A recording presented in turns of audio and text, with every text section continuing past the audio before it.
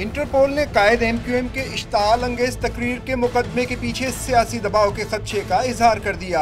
ज़राए के मुताबिक वजारत दाखिला को बानी MQM के रेड वारंट जारी करने की दरख्वास्त पर फ्रांस में कायम इंटरपोल के दफ्तर से तहरीरी जवाब मौसूल हो गया। ज़राए के मुताबिक जवाब में कहा गया है कि बानी MQM के खिलाफ मुकदमा सियासी नौइयत का लगता है, इसलिए रेड वारंट जारी नहीं किए जा सकते।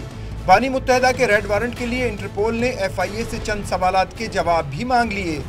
वजारत दाखिला की हिदायत पर FIA ने इंटरपोल से बानी मुत्तहदा के खिलाफ रेड वारंट जारी करने की दरख्वास्त की थी। कराची के एक थाने में गुज़िश्ता बरस अगस्त में इश्ताल अंगेज तकरीर पर बानी मुत्तहदा के खिलाफ मुकदमा दर्ज हुआ था।